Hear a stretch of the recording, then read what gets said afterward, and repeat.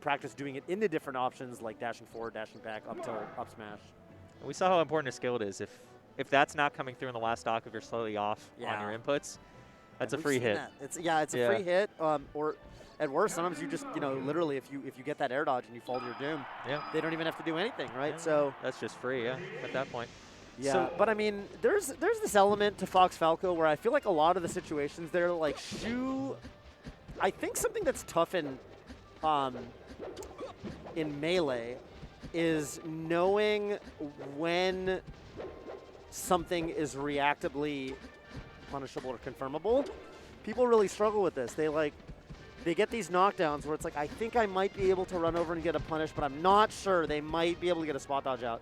And I think if you don't know,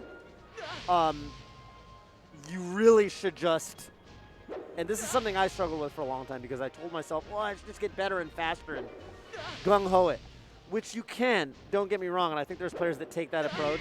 I think Moki kind of improved in that style, but I think in the context of an individual tournament set, if you want to win, if you're getting spot dodge shine because they're waking up and you're not quite making it in time, just dash dance a little more, bait something out, and kind of play a more control-based style where you're just not taking those risks, right? Just dash dance a little bit more. Let the Falco spot dodge, wait it out, wait a beat, and then punish that, or punish the up tilt, right? Because usually they're going to do wake up shine, wake up spot dodge, wake up tilt. These are all options that are in place that you can just out dash dance and then punish, right? So I think that especially in best of threes, especially in pools where the nerves might come out on stream, that's something that players like Shu can kind of use to like get themselves to the level. I'm not saying don't give up on the really hard stuff, but like get themselves to the level where like they're able to just like have a little bit more consistency. And you'll see even top players like Leffen kind of default to things like that, right? You'll see, you won't see every top player go for every really hard punish all the time. It is rare to see the top player that will just continue to bash against the wall that isn't working out at the time. There are some players that come to mind in some scenarios. Yeah, it's funny, we were talking about him just a moment ago. I think one of those is Wizzy. Yeah. Where I think Wizzy, but the thing is, if you want to play that style, like if you're saying to yourself, I'm going to do the thing that's perfect and I'm just going to do it, then, well, you better be practicing such that you can do that, right? Like, Wizzy practices like it's a full-time job. And if you're not, then, joke's on you. Melee is a very, it's a tough game. Drug Fox with the tech chases says, yeah, I've missed more tech chases than I think most people have ever gone for. Right. And in tournament. You have to. So we've got Chipotle Plus versus Timebones. Timebones, a Chipotle Plus. A North Carolina a North Carolina Marth is Timebones. The 3C versus Chipotle. I want to say, I had it, 4th in Jacksonville, actually. 4th in Jacksonville, Florida. Yeah. Which is kind of a funky region. You have Sinbad there, Soda Bro, ADMJ, who we saw a little bit earlier. Yeah. Formerly Chef Rockman. Oh, yeah. Yeah. That's really cool. So as far as Falcons. And this has always been, I think this is just such a fan favorite matchup. Marth Falcon, this is one of the most debated matchups, I think, of all time. Who wins in this match? Is it Falcon or is it Marth? I think it's so functionally close to even. This is another one of those matchups where I think you have the outboxer, which is Marth. And Falcon, in this case, really wants to just get inside, and he's going to use doesn't have the reach like Marth, who has a sword, but he's got that speed. And I think as time goes on, we see more and more that he's also got that crouch, that heaviness. Lets him really use Melee's crouch cancel mechanic to try to get in, tank a hit from Marth, and then get the punish. Falcon's like Rocky, can just take the hit. Right? At that point. Yeah, I feel like a lot of the Marths that started to get better results in this started playing closer and closer to Falcon at really all times. Like Kadoran stopped staying away and out of the threat ranges and just up as close as possible to Falcon. Yeah. That can kind of work too, especially if you can generate like kind of constant hitboxes. Especially you're going to see Marth's Nair used a lot from the really good Marth like that. Right. Getting on top of the Falcon, crossing him up with the Nair, and kind of exploiting the frame advantage there. And this is where you really need to get a lot of your mileage. Gotcha. That off-stage situation. Even game. Falcon's got a tough recovery sometimes, right? Like if you hit him and he doesn't have a double jump, he's probably not making it back. Something there that I think a lot of Marths could learn. I used to be roommates with a guy named Cactuar, who, for my money, is one of the best Marths of all time against Falcon. Legend. Legendarily beat both S2J and Wizzy at the same tournament once. Right. It's a feat not replicated by many Marths. HTC Throwdown? I think that's correct. And so I asked him, like, what do you do against Falcon when you get a grab? And he's like, you know what I do that no one does? Is I back throw. Ah. Back throw, so you see a lot of Mars go for down throw to Right. set up a tech chase. Occasionally up throw. Back throw keeps him a little bit nearer to you, and it just sets up a slightly easier tech chase. So what you do is you back throw, and then you input a dash towards their tech. And if you see them tech in place, you rip the grab, and if you don't, you dash dance, and you can kind of cover where he goes. Uh-oh. Really strong. Okay, let's see what Chipotle Plus can do here. Great recovery from Timebones. I wasn't sure Timebones had the jump. I thought, Oh, we risked it all. Chipotle Plus not ready to punish. Oh, that is so scary. Oh, they're rolling around. Force Oh! I'm amazed that we saw the tech in there. Oh. I thought we were seeing like level 3, where that seemed like the thing that you can cover.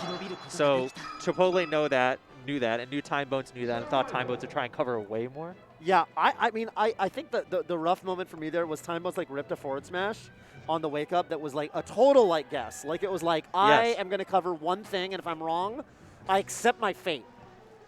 And I respect Timebones for going for that. But then it's on Chipotle Plus to see that or react to it and like just run up and grab him. And there was nothing.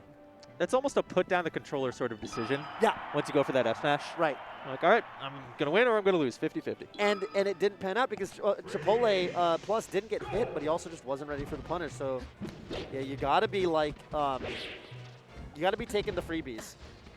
You really, really do. As the skill gets higher and higher, you get less and less. Yeah. Yeah, they don't give you too many these days. They really don't. Oh, loving the 3 hits of side B. Oh. Oh, here we go. Errant side B. Oh, going that way. The mix-up. One more. Oh! Wow. Just a pixel off. Yeah. Crazy stuff. The game gives you half credit, but it doesn't feel as good because you don't get the knockback. Definitely not. Tech chase. Oof. Got Falcon boxed Run-off up. forward. Oh, my goodness. I think Timebones could be implementing a little bit of run-off forward air. I think it's an extremely strong option. And wow, yeah, forward smash is just going to delete Marth's stock there. Falcon's got a lot of pullback moves. You know, side B pulls back a little bit. Back, Falcon kick pulls back a little bit, and forward smash certainly does. Oh, those are always up airs when you see Falcons go for that weird run-up up smash. Yes. Off of like an up throw like that. They're going for that instant up air on the first possible frame. That's right. Nice dash on Timebones. Ooh, crouch canceled. Knee it. Oh! So close to taking that stock. Yeah. Need that one, please. Oh, no, no! Almost got the edge cancel. I got up air it. Finish this. Yeah, so close. Timebones really living on borrowed time right now, playing with house money. What's the punish here? Big pickup here if you can catch the jump, which Timebones has. Okay. Yeah. Oh, that is big. That nair might just close this one out. Oh, I don't think. Yeah, wow. Wow. Plus didn't land there. That is, you do not want to give that stock up if you're Chipotle. Chipotle started to read the nairs crossing up with fade back stomp. And that was going well, and then see the tech chase. They're off the stage. Something I also think Chipotle Plus could just do slightly differently is actually in these spots where I think Chipotle Plus opts for shield. And that one worked out, to be fair. Perfect, yeah. But I think in a lot of these spots, especially when you're at the lower percent, instead of going for shield, go for crouch. I think as Falcon, it's really strong. Because if you ever eat like a forwarder, whoa, Timebones! I respect what Timebones was going for there. You get the reverse dolphin slash, and that's the end of the stock. But that is a terrible trade, a 0% SD essentially. Yeah, that's like a 2-stock trade, right? Because that's one stock that Chipotle Plus didn't lose, and one stock that Timebones did. Got the shield poke there. Dude, I feel like these players, I mean, this is going to sound like one of those platitudes. Yeah. These guys want to win. Are you really getting that sense? Yes. Yeah. This is so sweaty. And, like, look at the between stocks. Like, on the controller. This is so do or die. Yeah. And oh, my God. I think it's going to be right now. whoever wants it less. Whoever in a weird way. Who's more okay with it? Okay, Chipotle Plus getting on the board. Yeah. Nice, clean. And that was honestly, it sounds a little weird. That was one of the first just simple, clean conversions. That's what I'm saying. Yeah. A lot of them have been dropped. Yeah, they didn't, you know, Chipotle didn't want to do the super nuts reverse, like back air, reverse, you know, whatever. They just, you know, wanted it the appropriate amount. Yeah. That's all you need sometimes.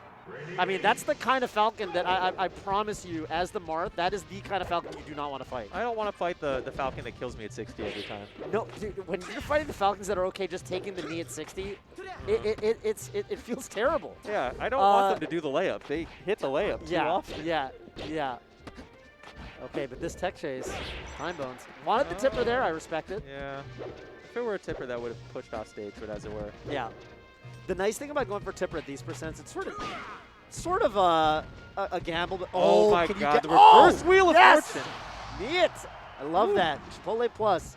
I think, you know what I really love about this game is that both these players, and there's that Ken combo right back from Timebones. Both of them have stepped up their punish game. I feel like they're shaking the nerves off, and I love seeing that happen. Back throw right there. Better. Yes. See how far he went? Okay, he got it.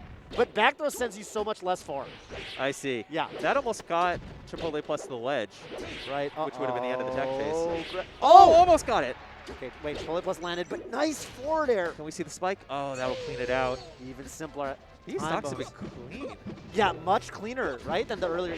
We're really seeing, I think, these players get a little more comfortable, which I love. Oh, Timebones backed all the way up. Ooh, tech trap. And when you do that, when you let that side B rip his Falcon and it gets punished like that, they just made it, you're like, what am I doing? You just put 50 bucks on a lottery ticket. It's so sobering. You're like, what did I think was going to happen? Like, why am I? But there it is. There's the stomp. What were my plans for the day? Right. Right. Don't get the jump caught. Oh, no, wow, no Ken combo there. Yeah, I thought it was coming. Yeah. I mean, that was you could not be there too. Like, run off for okay. Go European with it. Wow, Timebones is. Run off for it. Uh-oh. He's gonna do it. He's gonna do it for me eventually. He's gonna run off there. If you keep asking for it, he will deliver. Uh-oh, caught the jump. That's a stop. Oh!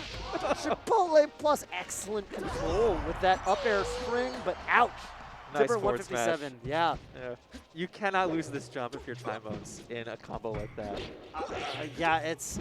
You must guard it with your life. I think, if anything, go for forward air or 4B first before you match jump. Match those options. Oh, we need run off fair. Show us run off fair. Well, he might not need it. Hang on. Yeah. He's come. Oh, but that stomp is huge. Doesn't get the strong hit of the back air. Hang on. Got the hold down grab. Oh, Big combo. Oh! Goes with the tipper, doesn't get it. This is the sweatiest match thus Up far. air, and he didn't jump. I love that. Great. Timebones Didn't didn't jump and DI'd away. Perfect. We held down. Oh, no! But he jumped into that knee, and that's going to do it for Chipotle Plus. Chipotle Plus takes it Oh, home. my goodness gracious. Timebones getting sent to losers. Home crowd is going to be happy with that. Florida will be happy with that. Will advance. Wow. Winner's side, top 64. Timebones will have to win another match and losers to make it through. That was close. That was doable. Set. Great set. Yeah. Great set. The kind of set where I think both players had their moments of playing like a little shaky, and then they had moments where they looked really good. Yeah. And I think as a competitor, that's one of those sets you grow from, win or lose. You come out of that set, if you're the winner, it really almost doesn't matter at this point. It matters for the context of this bracket who won or lost, but I think both those players are going to come out of that set as stronger players. I think so. Because you remember the moments where it's like, I had some freebies that I dropped, and at the same time you remember the moments where you were hitting your stuff and you felt good and you felt like you were flowing, and you kind of let those motivate you. So I think both these players, we're going to see some signs of life coming out of both